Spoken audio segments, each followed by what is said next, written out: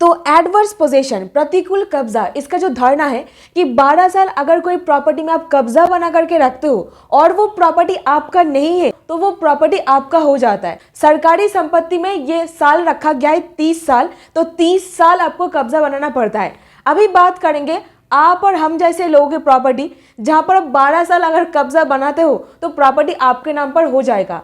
लेकिन ये सुनने में जितना आसान होता है ना, ये उतनी आसान होती नहीं है, क्योंकि कोर्ट में तमाम एविडेंस सबूत दे करके प्रूव करना पड़ता है। यही नहीं, honourable supreme court of India जो अपने जजमेंट पर एडवर्स पोजीशन के लिए गाइडलाइंस देते हैं, आपको उसको भी फुलफिल करना होता है। एडवर्स पोजीशन का जो डॉक्ट्रिन है उसको भी मानना पड़ता है, तभी जाकर के प्रॉपर्टी आपका होता है। तो हाल ही में ही honourable supreme court of India 20 March 2024 final judgment आया है। एडवर्स पोजीशन आपको प्रूव कैसे करना है। अगर आप किसी के संपत्ति पर कब्जा बनाए हो तो आपको तो प्रमाण भी करना पड़ेगा कोर्ट के सामने।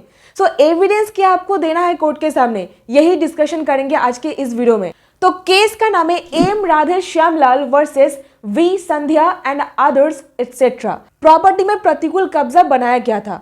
अब 12 साल कंटिन्यूअस कब्जा था, लुका छुपी करके नहीं, गुप्त तरीके से सीक्रेसी में आप ये कब्जा कर रहे हो, ऐसा नहीं, पब्लिकली होना पड़ेगा, हॉस्टाइल होना पड़ेगा। एग्जांपल से समझते हैं। सपोज मिस्टर ए उनका प्रॉपर्टी है, मिस्टर बी आप जो प्रॉपर्टी पर कब्जा बनाए हो, ठीक है ना, जो मालिक है उनके अगेंस्ट पर जा रहा है, अधिकार के हॉस्टाइल अगेंस्ट जा रहा है, ऐसा होना पड़ेगा। और प्रॉपर्टी के जो मालिक है उनको बखूबी पता है कि यहाँ पर कब्जा बनाया गया है। सिर्फ यही नहीं, ये जो पर्टिकुलर लेटेस्ट जजमेंट है, यहाँ पर प्लेंटिफ एडवर्स पोजीशन क्लेम कर रहे थे। कोर्ट बोले अगर आप एडवर्स पोजीशन क्लेम कर रहे हो तो दो चीज आपको सबसे पहले प्रूव करना पड़ेगा। Number 1, Who was the actual owner of the property? संपत्ति का एक्चुअल मालिक कौन है? Number 2, an uninterrupted possession for more than 12 years was in the original owner's knowledge।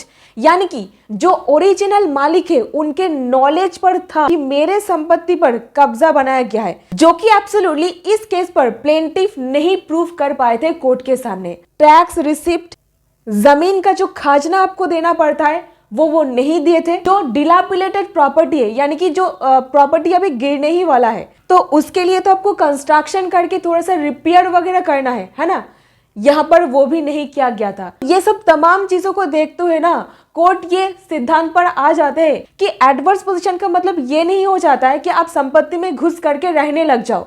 आपके पास दायित्व भी कुछ चला आता है प्रॉपर्टी में घुसने के साथ ही साथ, जैसे कि टैक्स पे करना आप नहीं किए थे, वाटर बिल, पानी का बिल पे करना नहीं किए थे, प्रॉपर्टी का रिपेयर नहीं करवाया गया था। तो इस तरीके से हम लोग कैसे कह सकते कि आपका अधिकार बन गया है। तो सबसे पहले यहाँ पर कोर्ट ये सारा का सारा गाइडलाइंस पास किए, जो कि 1 बाय 1 आपको कोर्ट के सामने प्रूफ करना ही पड़ेगा अगर आप प्रतिकूल कब्जा दावा कर रहे हो। तो सबसे पहले रियल ओनर के अगेंस्ट आप प्रॉपर्टी क्लेम कर रहे हो, ये आपको प्रूफ करना पड़ेगा। Plaintiff must plead and establish the factum of his long and continuous possession was known to the true owner। यानी कि जो रियल ओनर है उनको बखूबी पता था कि मेरे संपत्ति पर कब्जा बनाया गया है। Plaintiff must also plead and establish when he came into possession. Very very important, तारीख क्या था जिस दिन से प्रॉपर्टी एडवर्स हो गया है आपके फेवर में। Last but not the least, the plaintiff must establish that his possession was open and undisturbed।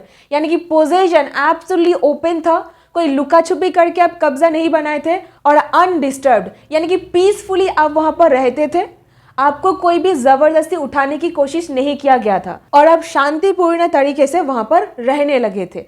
सिर्फ रहने लग गए हो और अपना मालिकाना हक जता रहे हो, ऐसा नहीं चलेगा। तो ये केस जब ट्रायल कोर्ट से हाई कोर्ट पहुंचा था, ट्रायल कोर्ट एडवर्स पोजीशन का जो क्लेम है उसको खारिज कर दिए थे, और हाई कोर्ट भी ये कहे कि नहीं, आपको हम लोग एडवर्स पोजीशन के तहत मालिकाना हक नहीं दे सकते, क्योंकि आप यहाँ पर property tax, water tax, Suez tax कुछ भी नहीं दिए हो। सालों साल ये सब के सब टैक्सेस जो है ना वो पेंडिंग पड़ा हुआ है। तो जो हाउस पर आप कब्जा बनाए हो उस घर के प्रति आपका कुछ रिस्पॉन्सिबिलिटी, दायित्व बनता है, जो कि आप सही से पालन नहीं किए हो, ये सारा का सारा टैक्स ना पे करके।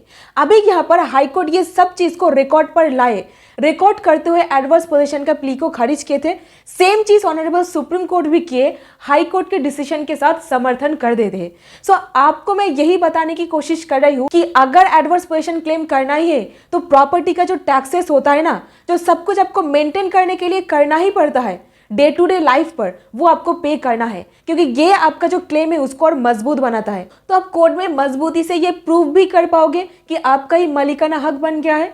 और यहाँ पर क्या हुआ था, आप जस्ट एक मेयर ट्रेस पासर हो करके रह जाओगे। Not even a single tax की रसीद वो कोर्ट के सामने प्रोड्यूस कर पाए थे, क्योंकि वो टैक्स दिए ही नहीं थे। तो ट्रेस पासर को कोई भी प्रॉपर्टी नहीं मिलेगा, क्योंकि उनका कुछ मालिकाना हक ही नहीं बनेगा प्रॉपर्टी में।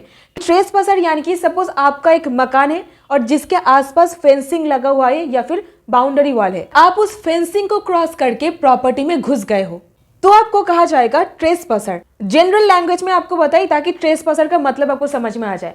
अभी देखिए यहाँ पर डिफेंडेंट पार्टी यानी कि जिनके प्रॉपर्टी पर कब्जा बनाया गया था, उनके द्वारा कोई प्रोबेट सर्टिफिकेट और लेटर ऑफ एडमिनिस्ट्रेशन कोर्ट के सामने नहीं प्रोड्यूस किया गया था। इसके बावजूद भी कोर्ट ने यह कहा अपने डिसीजन पर कि प्रोबेट सर्टिफिकेट नहीं देने के बावजूद भी हम लोग ये कहते हैं कि डिफेंडेंट के पास एक बेटर टाइटल है प्लेंटिफ से, डिफेंडेंट के पास ही प्रॉपर्टी रहेगा। Plaintiff fail to prove material averments, plaintiff का जो डिक्लेरेशन ऑफ ओनरशिप है इसको हम खारिज कर देते हैं, एडवर्स पोजीशन नहीं मिलेगा। यहीं पर समरी में आपको 3-4 पॉइंट आपको बताऊंगी जो सबसे पहले आपको प्रूफ करना है। प्रॉपर्टी का टैक्स दीजिए, प्रॉपर्टी का जो एक्चुअल ओनर है उनके अगेंस्ट पर हो रहा है, उनके नॉलेज पर है, ये प्रूफ कीजिए। कंटिन्यूअस पोजीशन प्रूफ कीजिए, 12 साल लगातार रहे हो, ये प्रूफ करो। डेट, कौन से डेट से पोजीशन हॉस्टाइल हो गया है, ये प्रूफ करो। इसी के साथ ही साथ ट्रेसपासर का ये जो इसको खारिज करने के लिए पोजीशन आपके पास ओपन था, अनडिस्प्यूटेड था, कोई भी कंप्लेंट नहीं किया गया है, आपको उठाने के लिए जबरदस्ती नहीं किया गया था, ये कोर्ट के सामने प्रूफ करो। सो ये तमाम जो डॉक्ट्रिन है मैं आपको जनरल आपको बता रही हूँ, ये सब कुछ प्रूफ सेटिस्फाई करना ही पड़ता है प्रॉपर्टी को एडवर्स पोजीशन में क्लेम करने के लिए। फिर शायद एक पॉसिबिलिटी दिख सकता है कि एडवर्स पोजीशन का डॉक्ट्रिन लगाते हुए प्रॉपर्टी आपके पास चला जाए, तो फिर क्या होगा, 12 साल से जिसका अवैध कब्जा, जमीन उसकी। So this is an excellent judgement जहां पर कोर्ट डिटेल में सबके सब मैटर को देखते हुए ये डिसीजन पास किए। Link is in the description box, चाहो तो डिटेल में जजमेंट को पढ़ सकते हो और अपने काम में लगा सकते हो। यहीं पर आपको सावधानी क्या रखनी है, प्रॉपर्टी नहीं जाना चाहिए। तो फिर ये वीडियो देखो। बहुत बहुत धन्यवाद।